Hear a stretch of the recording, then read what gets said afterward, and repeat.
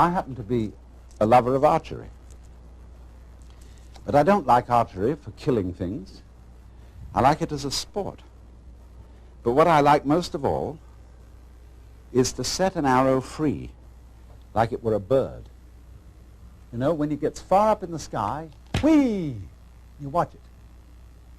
And it suddenly turns and drops. What is it that fascinates us about that? Because it's not useful. It doesn't really achieve anything that we would call purposive work. It simply is what we call play. But in our culture, we make an extremely rigid division between work and play. You're supposed to work in order to earn enough money to give you sufficient leisure time for something entirely different called having fun or play. Imagine, too, if you were a bus driver. Bus driver is ordinarily considered an absolutely harassed person. He's got to watch out for all the laws, all the competing traffic, the cops, the people coming on board giving their fares, and he has to give them change. And if he has it in his head that this is work, it will be hell. But let's suppose he has a different thing in his head. Supposing he has the idea that moving this enormous conveyance through complicated traffic is a very, very subtle game. And he has the same feeling about it that you might have if you were playing the guitar or dancing. And so he goes through that traffic, avoiding this and avoiding that, and taking a fare like this, and he makes some music of the whole thing. Well, he's not going to be tired out at the end of the day. He's going to be full of energy when he gets through his job. The art of washing dishes is that you only have to wash one at a time. If you're doing it day after day, you have in your mind's eye an enormous stack of filthy dishes which you have washed up in years past, and an enormous stack of filthy dishes which you will wash up in years future. But if you bring in your mind to the state of reality, which is, as I've pointed out to you, only now. This is where we are. There is only now. You only have to wash one dish. It's the only dish you'll ever have to wash, this one. You ignore all the rest, because in reality, there is no past and there is no future. There is just now. So you wash this one.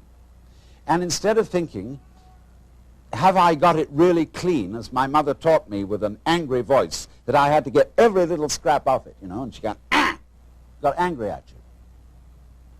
Instead, you turn the cleaning movement into a dance.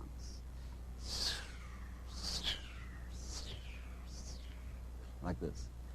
And you dig that. And you swing that plate around, and you let the rinsing water go over it, and you put it off in the rack. Crazy. See? Take the next one. And you get this rhythm going. See? And you're not under compulsion all the time. You know, when I was a little boy and went to school in England, I had to learn the piano. They called it playing the piano. But actually, they said you must play. We had in England compulsory games. They used to post notices on the bulletin board in the school where I went to, which said, this afternoon everyone will go for a run. And if you didn't go for a run, and it was found out that you hadn't, you were flogged. So everybody hated going for a run, because they were under compulsion to play. Everybody must play. It's like the whole game of life we're all involved in. It's only a game, but everybody has got to belong. So we went running. I remember one day I was out on a run, and I was trying to enjoy myself because I was running on the balls of my feet, dancing along. And a fellow came up behind me who was running on his heels. He was jogging. And he was going clump, clump, clump, clump, clump, clump, clump, clump. And I said to him, what's the matter with you? You're running on your heels, and you're jarring your whole body all the way through. Okay, but he stuck to it, and he became the champion long-distance runner of the school. But he didn't enjoy it. It was work. And all he enjoyed was the suffering that he endured that made him feel that he had really contributed to the human race because he suffered so much. He identified his existence and his worth with his suffering. Now, really great runners dance when they run. They don't necessarily follow a straight course. They may weave. And in the same way, if you happen to witness in the year 1970 the World Cup Championship in soccer, you would have seen that the winning team from Brazil played soccer in a most extraordinary way. They played it like basketball. They played it dancing. The way we learned soccer in school when I was a boy was very, very formal and orderly, and we didn't really enjoy it. But these fellows were bouncing balls off their shoulders, off every muscle, and they had astonishing teamwork. But at the same time were dancing the game, and the sports writer in the London Times said that they danced their way to victory. So the point is, therefore, that you can do everything you have to do in this spirit. Don't make a distinction between work and play. Regard everything that you're doing as play, and don't imagine for 1 minute that you've got to be serious about it. Let's take, for example, the rest of the world, other than ourselves. Think for a moment, what are vegetables doing? Let's, for example, consider this. And what's it all about? I mean, it serves us, human beings, by being decorative, but what is it from its own point of view? See, because here is this stalk, and all these leaves come out, ka-ching, ka-ching, ka-ching, ka-ching, ka-ching, ka-ching, all the way to the stalk, then whoops, it goes into this.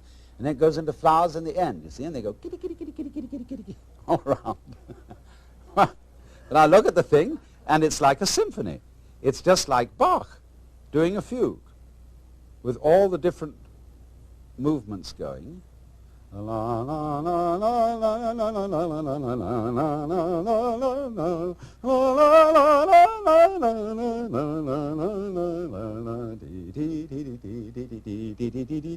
that's what it's about.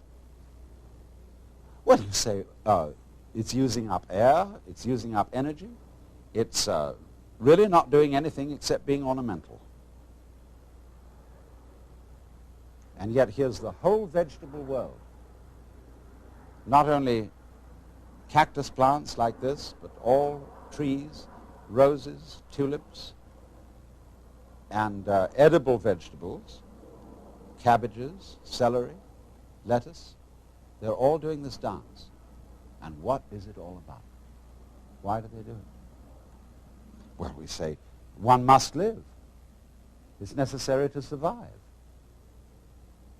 You know, you really must go on. It's your duty. It's your duty to your children.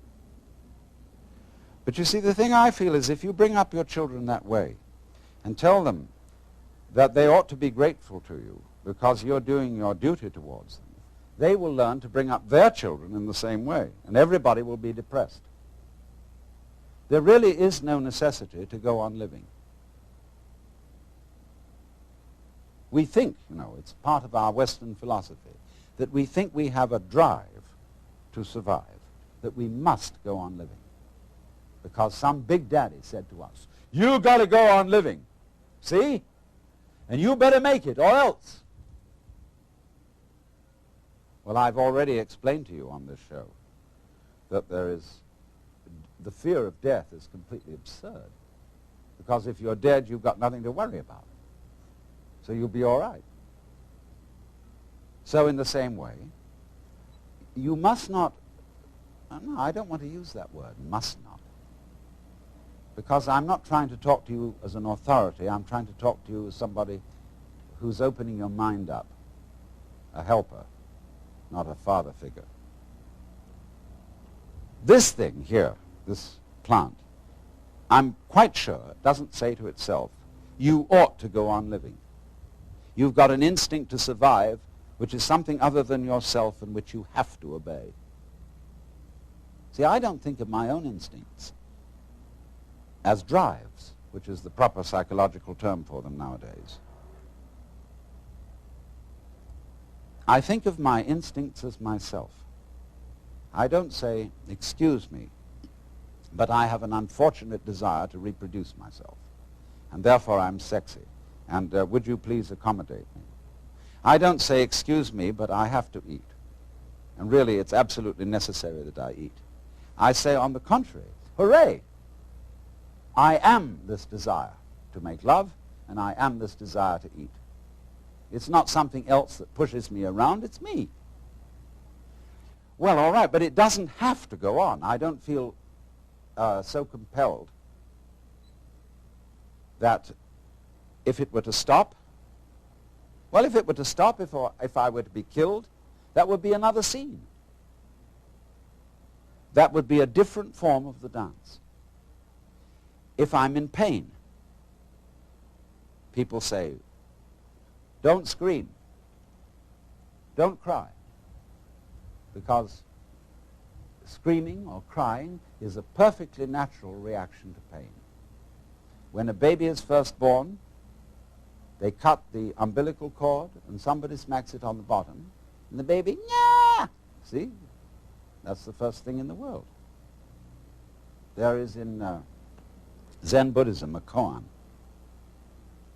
which says that when the Buddha was born, he suddenly stood up and announced, above the heavens and below the heavens, I alone am the world-honored one. Well, everybody would say that was an extremely proud thing to say. So they give this to students of Buddhism as a problem. How could it be that the Buddha, as a little baby, was so proud as to make this pompous statement when he was born? And if you understand the problem correctly, you answer, see? Because that is the perfectly natural response to the painful event of being born into this world. But thereafter, we always say, baby, don't you cry. Shut up. We don't like to hear babies crying. Shut up. And therefore, we stamp out in human beings their natural release from the problem of pain. If you're in pain, cry. And if you can't do that, then pain is your problem. But if you can cry, and if you can let go in that way, pain is no problem. And if you get the shudders at death, the idea of death, the idea of not being here anymore, just get those shudders and dig them. Because the shuddering, isn't it curious? We sometimes say, you remember that song that said, I am not shivering 'cause I'm cold. I am not shivering 'cause I'm cold. I am not shivering 'cause I'm cold. I am just shivering with delight. You know, when we get the shivers of delight. So all these emotions that we have, the emotions of uptightness, dread, shivers, horrors, can be interpreted in other ways.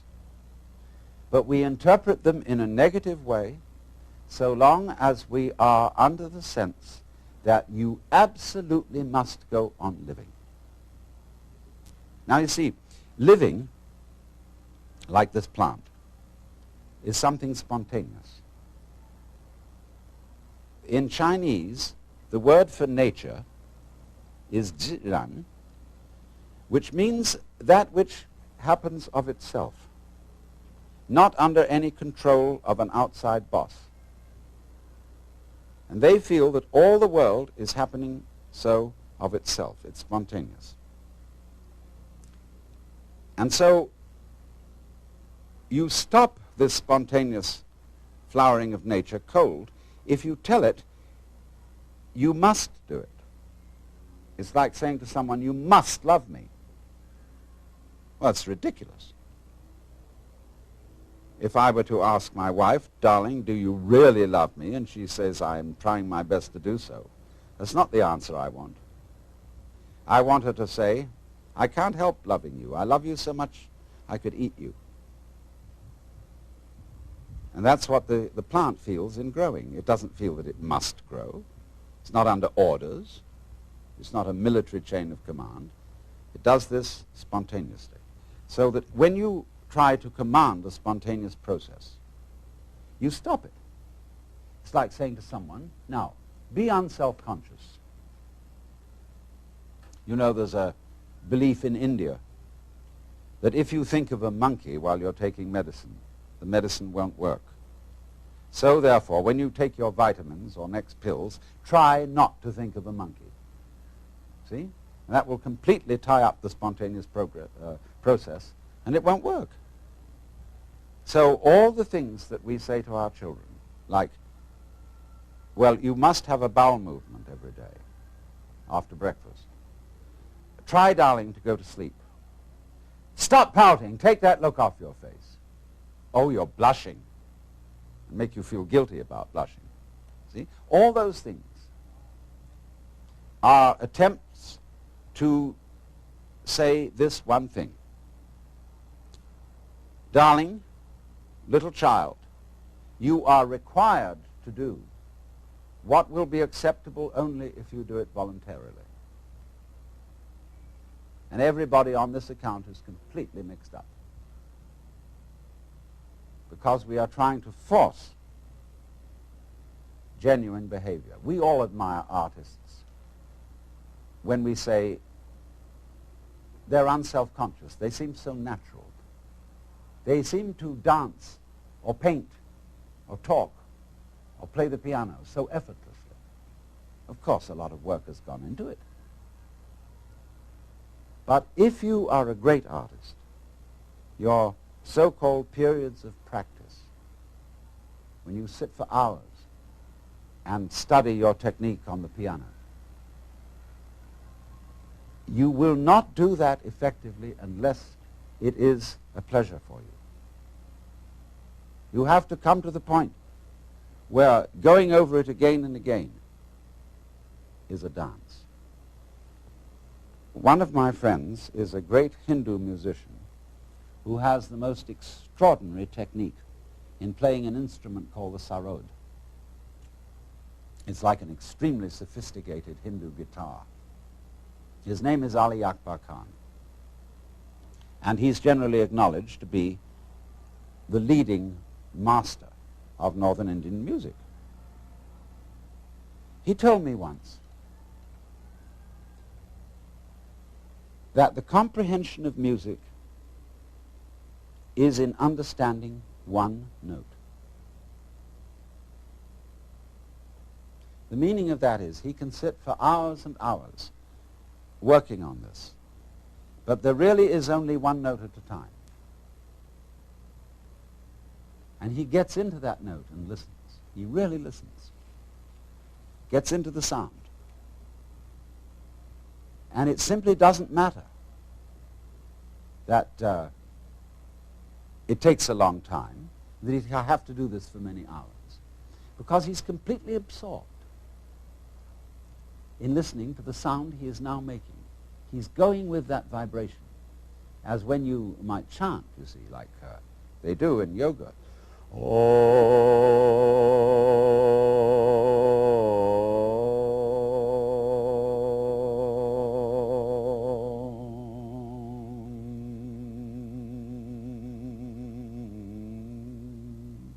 You can keep that up for hours. Now what is this? See, this is the real secret of life. To be completely engaged with what you're doing in the here and now. And instead of calling it work, realize that this is play. In Hindu philosophy, the whole creation is regarded as the Vishnu Leela. That means the play of Vishnu. Leela means dance or play, and from it we get our word lilt. They also, in Hindu philosophy, call the world an illusion. And in Latin, the root of the word illusion is ludere, to play. Because all this going on, the swinging of the ball, the pattern in which the flower goes, is just to swing. And if you take it seriously and say, are you doing anything useful? Useful for what? Useful to go on. But if you take that attitude to going on becomes a drag. Survival becomes a sweat, and it's not worth it. And if you teach your children, and they'll imitate you, they'll treat survival as a sweat which they have to undergo, they have to keep going on, and they'll teach their children to do it, and the whole continuation of the human race will be a drag, which is in fact what it's become because of this attitude, and this is the reason why we've invented the atomic bomb and are preparing to commit suicide. Because we think we must happen. And to the degree that we think we must happen, we hate it. And are going to bring it to an end. And stop it. So I was about to say seriously, but I'm going to change my words and say sincerely suggest.